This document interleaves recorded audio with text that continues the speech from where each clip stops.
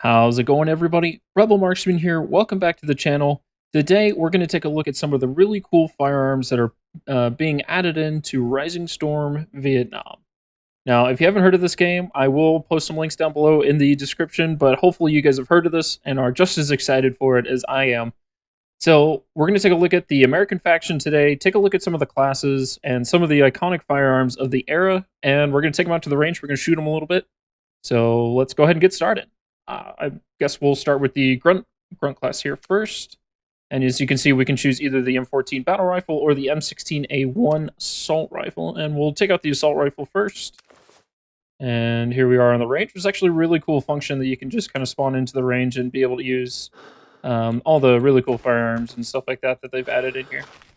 So it looks like we've got single fire and fully auto with the A1 variant. So we'll drop some of these targets here. You see the recoil is very manageable with the 5.56 version of this gun.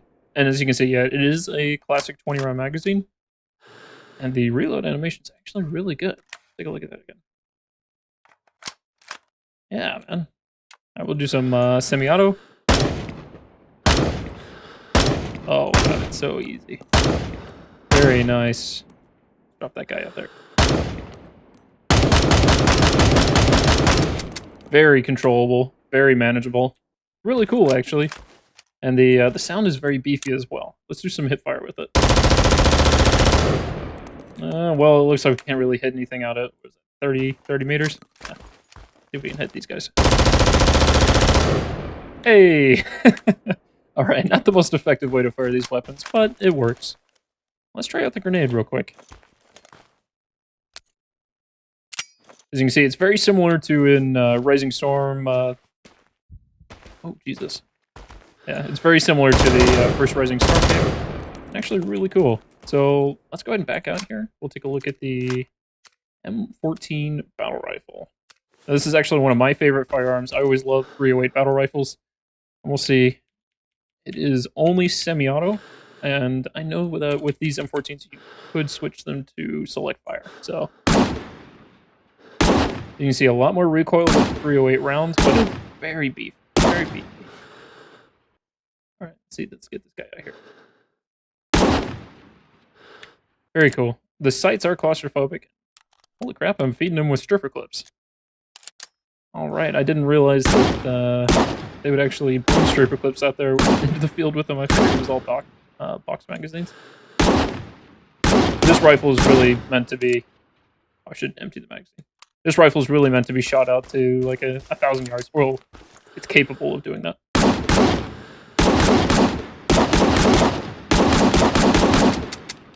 Very cool. Bolt stays home. Rock the mag forward and drop the catch. Very cool. Very nice weapon in my opinion. Be hard to use in close quarters. Oh, it's same magazine capacity as the M16. I can see this being very useful. Alright, take a look at the next class, which is the Pointman. And the Pointman gets the M3A1 grease gun, as well as the Ithaca M37 shotgun. And actually, let's take a look at the Ithaca first. The really cool part about this shotgun in real life is the fact that you can slam fire it. Every time you pump it, if you just hold down the trigger and you pump it forwards, another shot will go through, and it's actually one of the fastest firing pump action shotguns. You see, if you turn on manual bolting, actually I didn't think about that. You turn on manual bolting, see, I haven't charged the shotgun, but if I click again, I actually get to charge the weapon, which is really cool. Let's see what the range is on this shotgun. It's actually really nice. I imagine we're probably using double-aught buck. And I don't think there is no way to change the shell type. Let's see if we can, I don't know, hook it in maybe? Yeah, there we go. Holy crap. Be interested in using this against actual, yeah, that's a stretch. But be interested in using that against actual enemies. But as you can see with the Pointman, we get also a M8 smoke grenade, which we'll take a look at that. Very basic. The smoke actually deploys really well. And yeah, that's actually really quick and really nice. So we'll take a look at this Claymore mine here. Oh, shit. Right click is to switch between that. Oh, it looks like we get two. Very nice. We'll get down behind here. In theory, the Claymore should be able to knock down these targets in front of us. We'll go ahead and do that.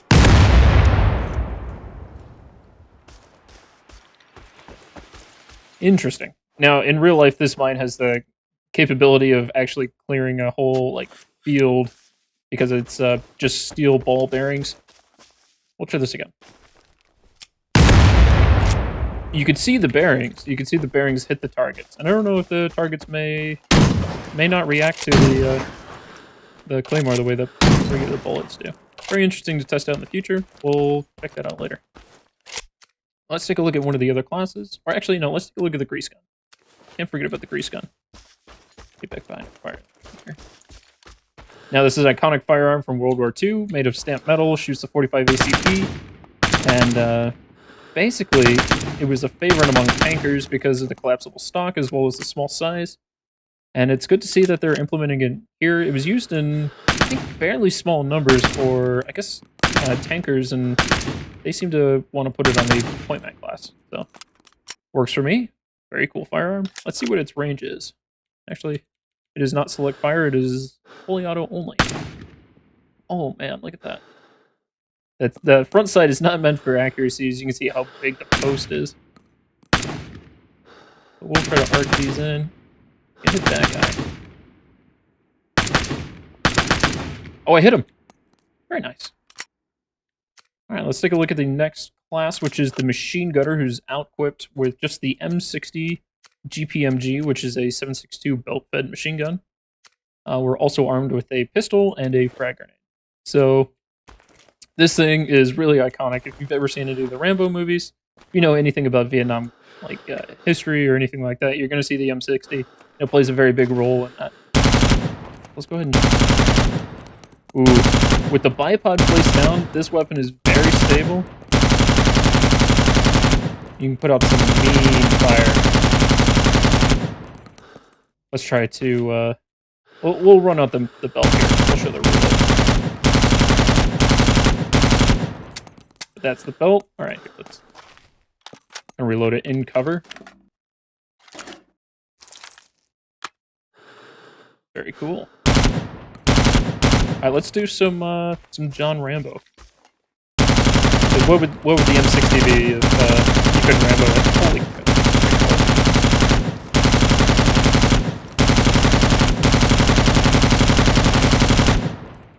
Alright, I think Hollywood may be lying to us about Rambo and his accuracy with the M60 at a hip fire, but that's Hollywood for you. Alright, we're going to take a look at the 1911 here real quick, which also is another iconic World War I, actually, service pistol. And it's good to see it here in this game. Gotta really nail some targets out there. What is that? Oh, it was throwing it off to the right side there. Not sure what that was about. That was probably just me. There we go.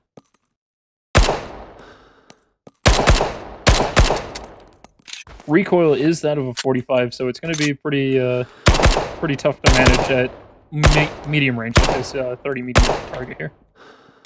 7-round magazine plus 1, and it looks like you only get, what was that, 3 magazines? Yeah, that's about it. Very cool. Going to the next class here.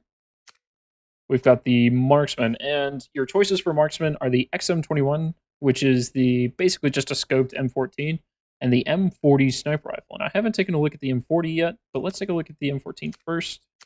You get a 1911 and a Claymore mine. Very cool. So you can see the scope is actually really clean and really nice to zoom in. It is a big field of view with the scope, and shooting at these targets is actually very easy. As you can see, though, down at further range, the jittering of the left and right with the breathing makes it kind of difficult. But holding shift, holding your breath, you can get it right down in there and nail those targets. And again, this weapon is not select fire, which I don't know why you would want it to be, but I guess if you were like close quarters with this, you could switch it to. It would be nice to switch it to select fire. That's not a target out there, is it? Don't think it is. Very cool. We'll reload this, and then we'll take a look at the M40.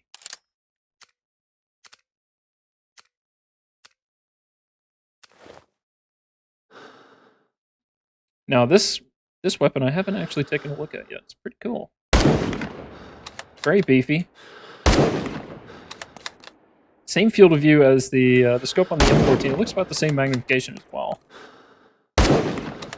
And I'm not sure, because I know with the M14 you can kill in one shot. With the M40, I'm not sure what the capabilities of this rifle over the M14 are going to be.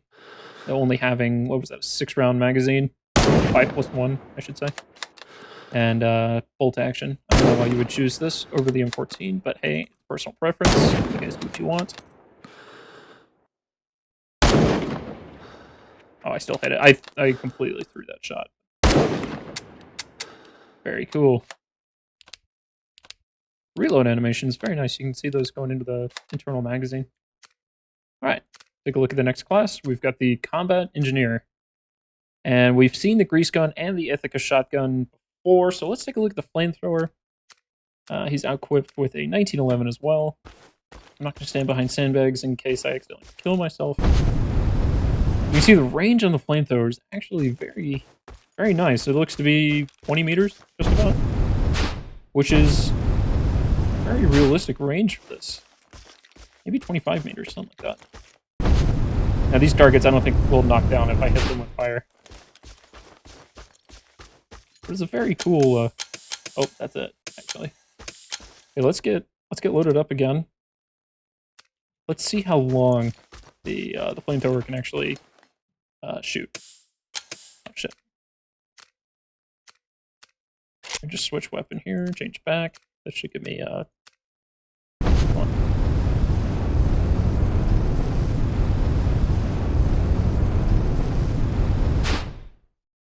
All right, it looks to be maybe 10 seconds or so. I'll put a timer down below so that we can check it. Well, let's take a look at the Grenadier. The Grenadier is going to be outfitted with the M79 grenade launcher and a sidearm of the 1911, as well as an M34 Willie Pete grenade, which actually I haven't tried yet. Would be pretty cool to check out.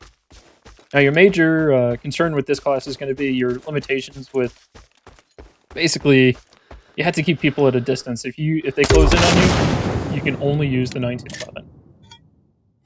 Now, it looks like maybe frag damage does not drop down these targets. Yeah, so maybe that was my issue with the Claymore mine as well. But it looks like it's very intuitive to be able to use this grenade launcher. And if you scroll up or down, you get the ranging sight. You can see down there in the bottom right the range that it's going to be at. So let's see if I can kind of eyeball a target out there. Let's do, for this one, let's do 100 meters for that guy. Just a little short, but that would have killed. Let's put it up to 150 meters. See if we can hit this guy up there. Just a little short, but I think that would have killed him as well. I may be giving myself a little bit too much credit here. Let's do 175. There we go, right at his feet. That would have killed him. Very cool. Very cool. All right, we've seen the 1911. Let's take a look at the Willie Pete grenade.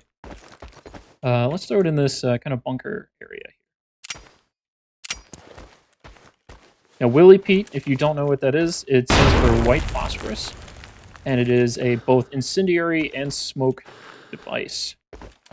Now, in this game, I'm not sure. That didn't look like it was an incendiary, did it? Let's kind of check this. Let's put it against. I think I may have to switch class real quick.